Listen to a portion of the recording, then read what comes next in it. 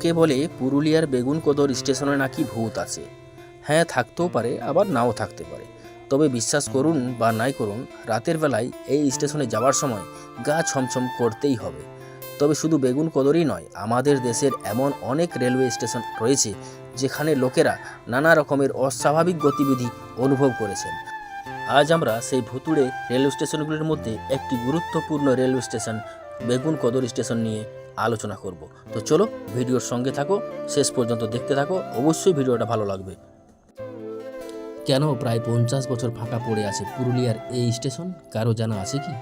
পুরুলিয়ার অযোধ্যা পাহাড়ের গা ঘেঁষে যাওয়া একটি ছোট্ট স্টেশন, চারপাশে অপূর্ব প্রাকৃতিক পরিবেশ। এই স্টেশনে মন ভরিয়ে দেওয়ার মতো অনুভূতি, কিন্তু এক অজানা আতঙ্কে এই স্টেশন খালি পড়ে রয়েছে প্রায় 50 বছর ধরে। স্থানীয় বাসিন্দাদের মতে এটি একটি ভুতুড়ে স্টেশন বলে মনে করেন তারা। রেল মানচিত্রে এই স্টেশনের নাম বেগুনকোদর। নামটা কম বেশি সবারই শোনা। পাকা ইরামতের স্ট্যান্ড, বিল্ডিং, রেল কোয়ার্টার্স সবই রয়েছে। এক সময় এই স্টেশন লাগোয়া নাকি এক বড় বাজারও ছিল। সেই সময় অনেক লোক আসা যাওয়া করত এই বেগুনকোদর স্টেশনে। এখন কিন্তু সেসব অতীত। রেল লাইনের ধারে সারা রাত হানাবাড়ির মতো পড়ে থাকে পুরুলিয়া জেলার কোটশিলার এই বেগুনকোদর স্টেশন। লোকের মুখে শোনা যায় বহু বছর আগে একদিন মধ্যরাতে এখানে খুন হয় এক স্টেশন মাস্টার ও তার স্ত্রী। পরে তাকে স্টেশনের কাছে এক কুয়োর থেকে তার মৃতদেহ উদ্ধার করা হয়, আর সেখান থেকে শুরু হয় অশরীর কার্যকলাপ বা ভুতুড়ে কর্মকাণ্ড। শোনা যায় ওই ঘটনার পর রাতারাতি পালিয়ে যান সব রেলকর্মী। বন্ধ হয়ে যায় এই স্টেশনে ট্রেন থামা। হানাবাড়ির মতো পড়ে থাকে শুধু পাকা স্টেশন আর বিল্ডিংটা। দীর্ঘ প্রায় 1967 সাল থেকে 2009 সাল পর্যন্ত এমনই দশা চলে এই বেগুনকোদর স্টেশনে।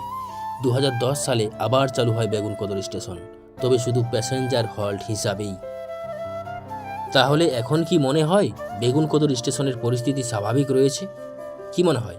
বোধহয় না। দিনের বেলায় কয়েকজনকে দেখা গেলেও রাতে কিন্তু এই স্টেশন চত্বরে কোনো লোকজন দেখা যায় না।